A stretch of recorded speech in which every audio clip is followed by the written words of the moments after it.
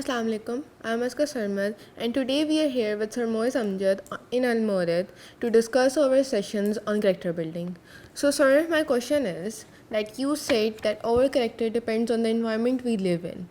So, I want to ask, what about our prophets like Holy Prophet peace be upon him, or Hazrat Ibrahim alayhi salam, who lived in a negativity-filled society but turned it into the positive one? So, from where did they learn? Okay, my idea is not that once you grow up in a certain environment, you're going to live your life exactly according to that environment. This is not what I meant. What I mean really is that the initial influences, for instance, when a child is born and for the first, let's say, 3 years, he or she is going to stay in the home environment. The most important influence during that time is going to be the household. You know, the parents, how they talk to each other, how they communicate with each other, how they communicate with the child, how they communicate with their helpers and all these things. This is what the child is going to observe, and this is the only thing that the child is going to observe during those 3 years. So this is how this is the first learning of the child, and these are the words which the household speaks most often, which the child will start speaking. This is the first influence. Now, as soon as the child starts getting exposed to the outside world, there are going to be other influences as well. And then you start going to the school, your teachers are going to influence you, the school environment is going to influence you. All these things are big influences in a child's life. So there are going to be multiple influences. What I meant was that there comes a time in life when a person is purely what others have influenced him to be. And then, as I just mentioned in the last session, that we start questioning what we have started believing. And when we start questioning what we have started believing, we start questioning the norms that we live in. For instance, is this right? Why is it that we say, for instance, that we should respect elders? Why is it that this person in tattered clothing who is working as a gardener in my home is not respected as my father is respected, although they are the same age? These questions start rising in a growing mind. So there comes a time when you start developing your own very individual approach towards deciding things and making opinions about things. And if you refuse to think on your own, if you refuse to take decisions on the basis of your conscience, because as we mentioned again in the last program, that we are all endowed with a conscience which tells us what is right and what is wrong, and yet we have all been given the freedom to choose. We can choose to refuse to listen to our conscience simply and do what is going to benefit us, or do what is going to be according to the traditions of our family. As we start deciding about these things, we either become better people or we become adherent people, compliant people, compliant with the society's norms. These prophets that you mentioned, peace be upon them, they were people who grew up in their societies, but when they started questioning those things which were prevalent in those societies, they actually listened to their conscience, that these things are not right, and because they are not right, then we are not going to abide by what is happening in our homes. We are not going to abide by or comply with what is happening in our society. We would simply do what we think and know to be right. This stand has to be taken. There comes a stage in your life when you will need to take that stance. Sometimes you might need to take this stance in front of an elder. It can be a teacher, sometimes it can be a parent. Again, you have to abide by the teachings of your religion, that you have to respect others, but you can clearly differentiate with them or express your differences with them in a respectful and a polite manner. And that is what religion would, that is what morality would in fact ask you to do. Have I answered your question? Yes. Okay, thank you. You can always ask a counter question if you feel that something really needs some more clarification. سر کچھ religions جیسے کہ Greek gods تھے وہ champion کرتے ہیں owner اور آپ کس طرح اپنی لائف کو بیٹل فیلڈ کے اندر آپ دیتے ہو، اور اگر آپ بیٹل میں ٹرو واریر کی طرح مرتے تو آپ کو والہالا میں لے جائیں گے اور آپ کو بہت مطلب کہ جنت ہے ان کی. لیکن جیسے جو ابراہیمک ریلیجنز ہیں، اسلام، جوڈازم، کرسچینٹی، یہ ایک طرح کی سلیو موریلٹی کو ان کی ایک سلیو موریلٹی ہے جو کہ کہتے ہیں کہ آپ کو فرگیو کرنا چاہیے، آپ کو لوگوں کی مدد کرنی چاہیے، کمپیشنیٹ ہونا چاہیے. لیکن جو دوسرے ریلیجنز ہیں جیسے کہ ابھی میں نے مینشن کیا گریک گاڈس کے، ان کے اندر تو آپ کو مطلب کہ اگر آپ بندوں کو وار کے اندر مارو گے اس کو چیمپئن کیا جاتا ہے. تو آپ کے اس کے بارے میں کیا خیال آتے ہیں؟ دیکھیے یہ بالکل ٹھیک ہے، آپ کی بات سے اتفاق ہے مجھے کہ یہ اصل میں ہوتا کیا ہے کہ ہم اپنی سوسائٹیز کو اس طرح سے کنڈیشن کر دیتے ہیں. مثال کے طور پر ہم یہ جو بات ہے کہ ہم دوسروں کے ساتھ یہ معاملہ کریں گے، دوسری نیشنز کے ساتھ، اور اس سے ہماری نیشن بڑی ہوتی ہے، اور ہماری نیشن کو جو بڑا کرنے میں جتنا آپ کا جتنا ہم سب کا کنٹریبیوشن ہوگا اس لحاظ سے ہم ہیروز بنیں گے. یہ بیسیکلی اگر آپ غور کریں تو اس کو کہتے ہیں ہینوتھیزم. ٹھیک ہے جی، ہینوتھیزم کا مطلب ہے کہ HENO ہینوتھیزم. ہینوتھیزم مینز کہ ہمارا ایک گاڈ ہے limited to us. That can be your nation. یعنی یہ سمجھ لیں کہ جو گریک سمجھتے تھے وہ اس وقت دوسرے تو نہیں سمجھتے ہوں گے نا. مطلب ایسا نہیں ہے کہ ہینوتھیزم جو گریکس کے لیے گاڈ تھا وہ گریس تھا. تو مثال کے طور پر عربز کے لیے تو گریس نہیں ہوگا نا وہ گاڈ، وہ تو عرب ہی ہوگا. اگر آپ تو وہ جو اس کی وجہ سے اس کو ہینوتھیزم کہتے ہیں کہ یہ ہر ٹرائب کا اپنا اپنا پھر ہوگا. ٹھیک ہے جی. یعنی اب آپ کی بات پر آتے ہیں کہ جو آپ نے یہ فرمایا کہ وہ لوگ جو ہیں وہ گریس کے لیے جان دینے کو ویلیو سمجھتے تھے اور وہ کمپیشن ان کے ہاں ویلیو نہیں تھی. لیکن کیا ایک گریک دوسرے گریک کے بارے میں بھی کمپیشنیٹ نہیں ہوگا؟ یا کیا ایسا ہوگا کہ ہم کو ایک دوسرے اس سوسائٹی کے اندر بھی وہ ویلیوز نہیں رکھنی؟ جو ابراہیمک ریلیجنز ہیں انہوں نے کیا کیا ہے کہ ان ویلیوز اور ان پرنسپلز کو یونیورسل بنایا ہے کہ یہ چیز جو ہے جس کو میں ٹھیک سمجھتا ہوں وہ اپنے دشمنوں کے لیے بھی ٹھیک ہے. میرے لیے یعنی میرے دشمن بھی اصل میں میرے خدا ہی کے بندے ہیں، ان کا خدا کوئی ڈیفرنٹ بندہ یعنی نہیں ہے. اس وجہ سے ہم سب ایک آدم کی اولاد، ایک اللہ کی کریشن ہے. We should be compassionate towards everyone. اسی پرنسپل کو انہوں نے یونیورسل لیول پر رکھا. جبکہ اگر آپ پچھلی سوسائٹیز میں جائیں گے تو وہ جس طرح میں نے عرض کیا کہ وہ پھر اپنے لیے تو کچھ خاص ویلیوز ہیں ان کی، لیکن دوسروں کے ساتھ ان کی ٹرمز ڈفرینٹ ہو جائیں گی. So this is where the differences lie. Sir جیسے کہ اسلام جب بورن ہوا تھا، مطلب کہ آپ صلی اللہ علیہ وسلم کے ٹائم پہ، جس کو اب لوگ اسلام کہتے ہیں، سر اس ٹائم پہ اسلام کی ایکسپینشن بہت ریپڈلی ہوئی تھی، اور کیونکہ اس کے اندر بھی آپ صلی اللہ علیہ وسلم کو صحابہ کو وارز لڑنے پڑے تھے ڈفرینٹ ٹرائبس کے ساتھ. لیکن اگر آپ دوسرے ملک کے ساتھ لڑو تو پھر وہ مورلی رائٹ نہیں ہے. آپ اپنے ورڈ آف گاڈ کو پھیلانے کے لیے آپ دوسروں کے ساتھ وارز اور بیٹلز کر رہے ہو. تو پھر سر آپ اس کے بارے میں کیا کہیں گے؟ دیکھیے جو ایک تو یہ سمجھ لیجئے کہ جو پیغمبر صلی اللہ علیہ وسلم کے زمانے میں جو وارز ہوئی تھیں وہ اس کی دو کیٹیگریز ہیں جو کلیئرلی قرآن مجید نے ان کو مینشن کیا ہے.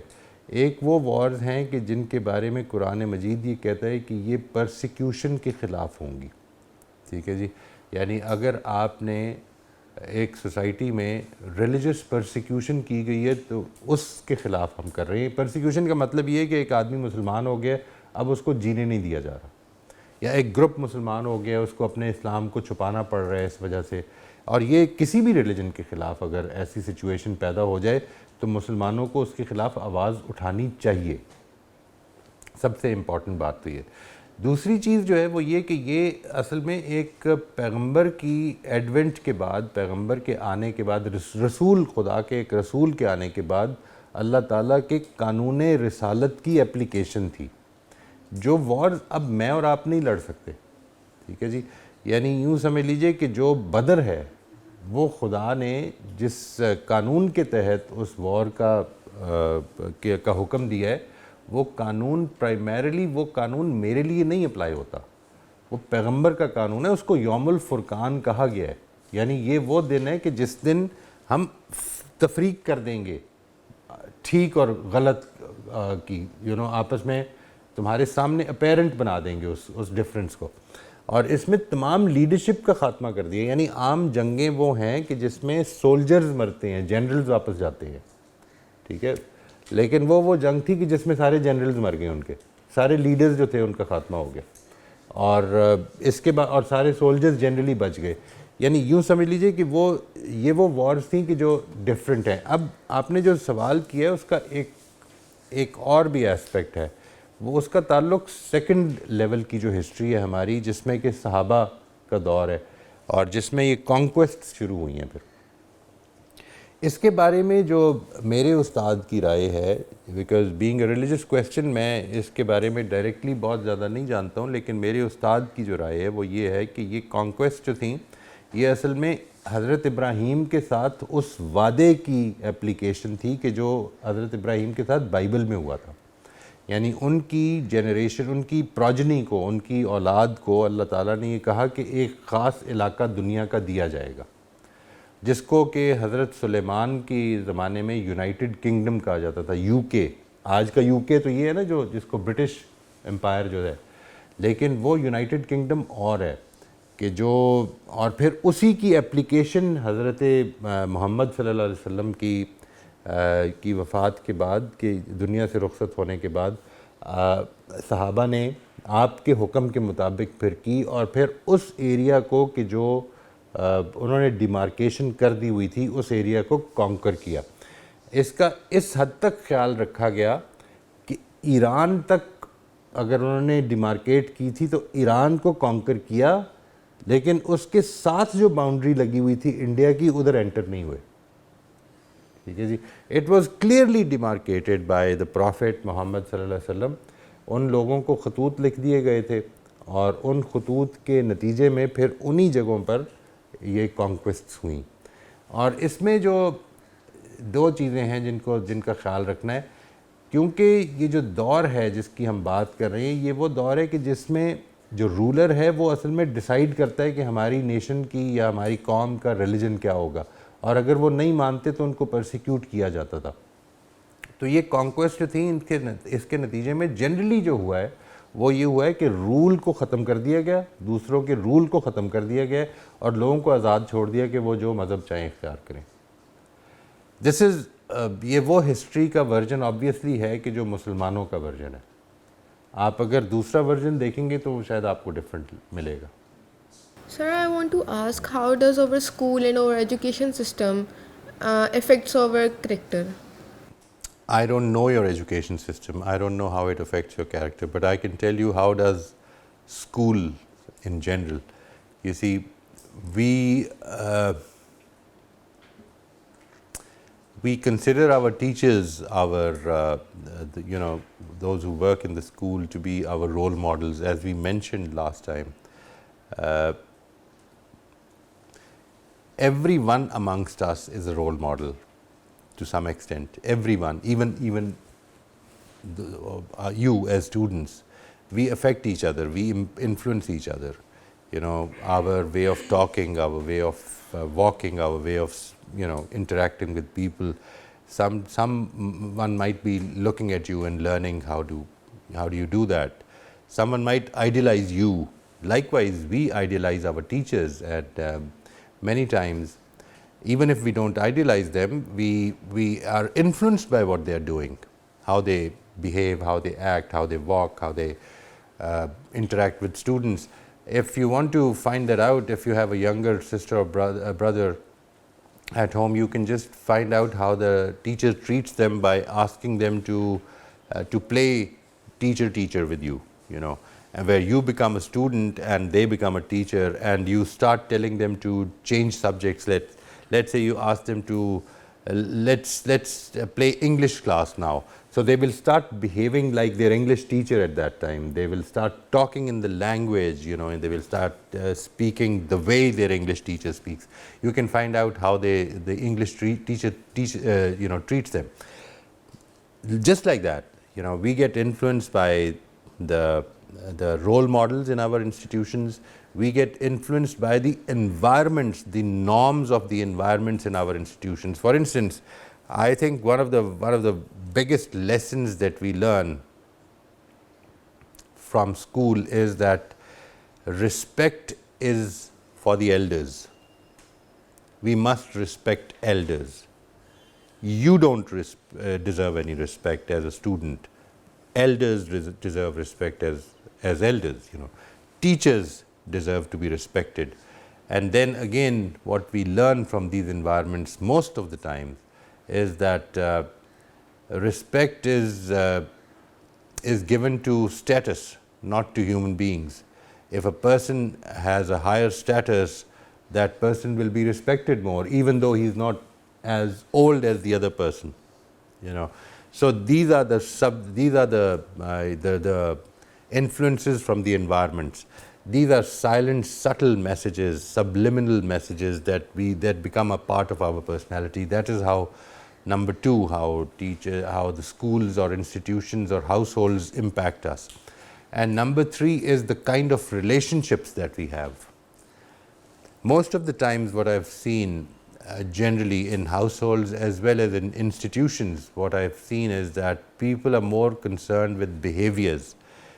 If you have done something wrong, like for instance, we are more interested to find out if our children have offered their prayers. This is an action, we can observe that, we can see if they have prayed or not.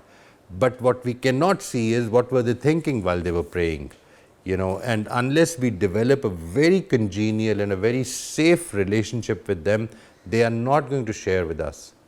You will find it very difficult to share, the hidden secrets of your motives sometimes with your teachers or your parents, because you believe that they might judge you, And unless we feel safe and we feel that we are not going to be judged, we don't want to trust others with our inner feelings.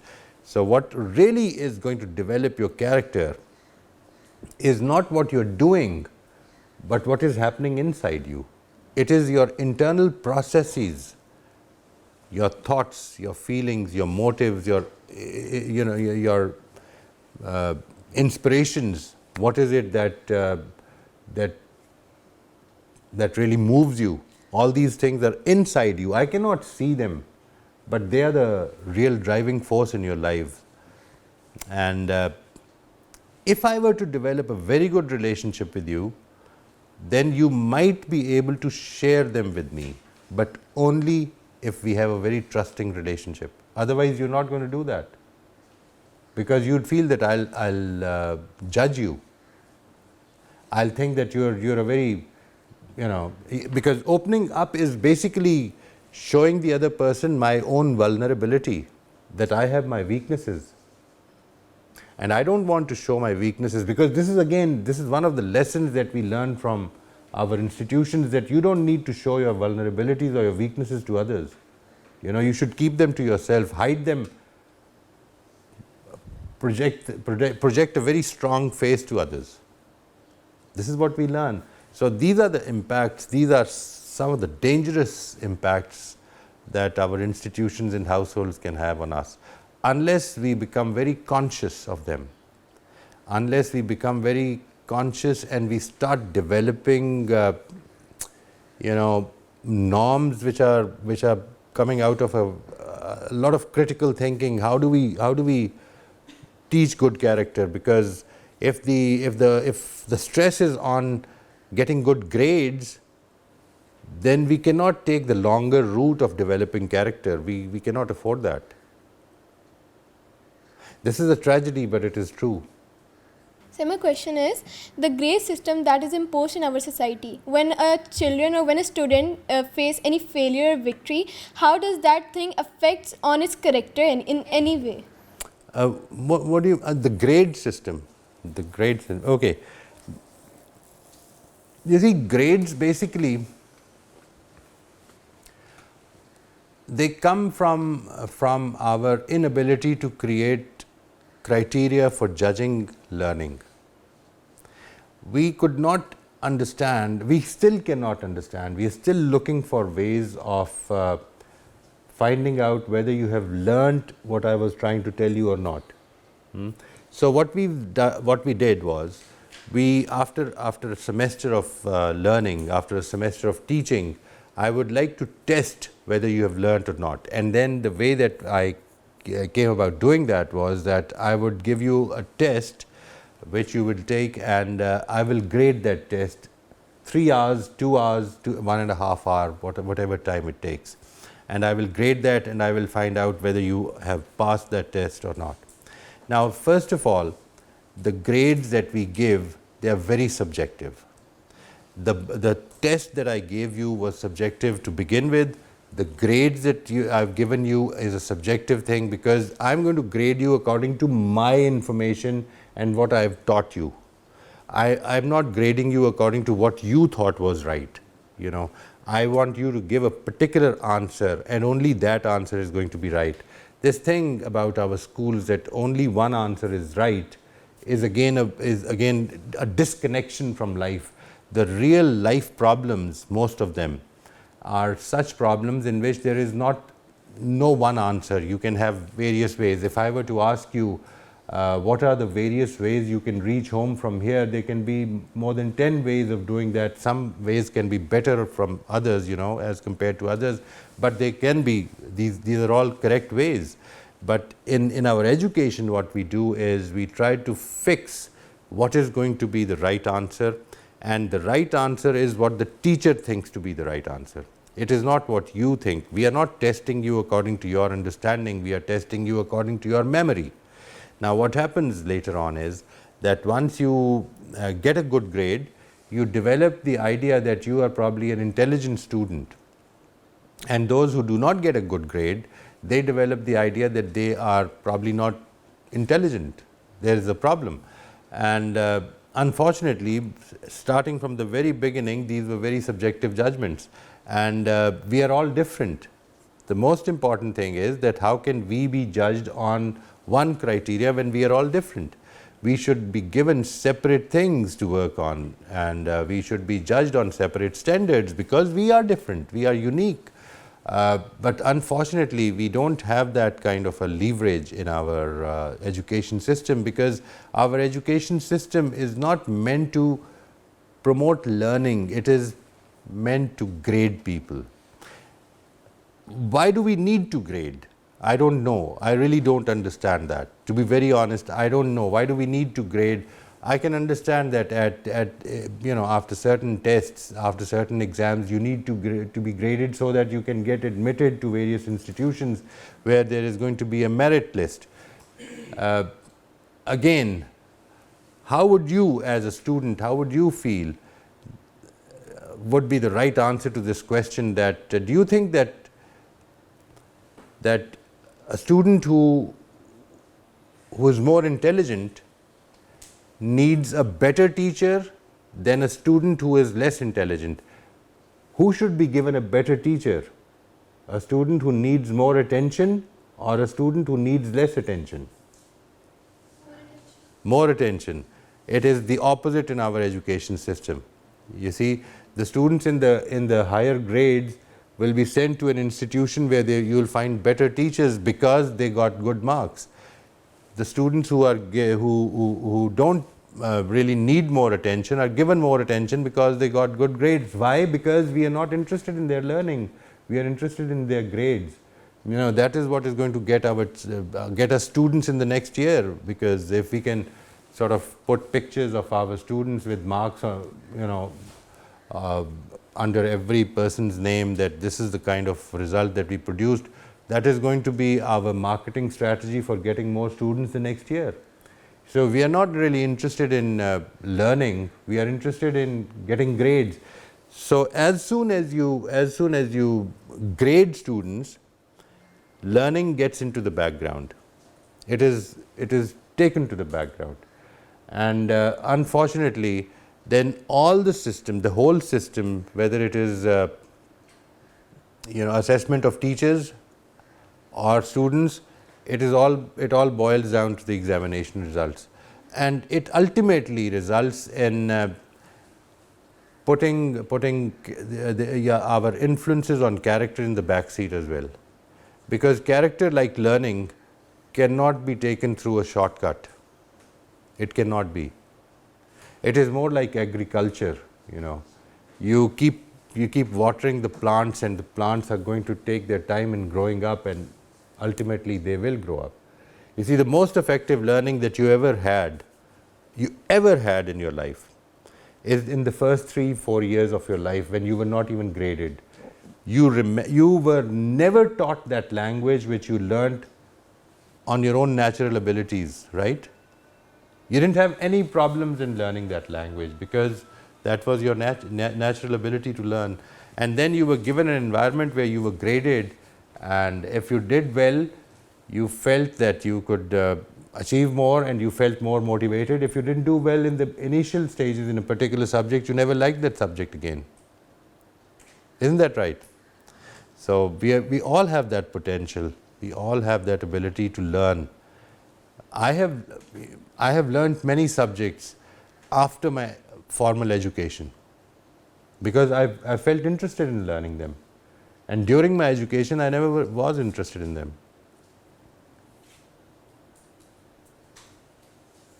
Grading can be a hindrance in learning, a serious hindrance in learning, but grading can be a big asset in marketing an institution. And that's all for today's session. Hope you learned many things with us. Until then, wait for the next session. Thank you.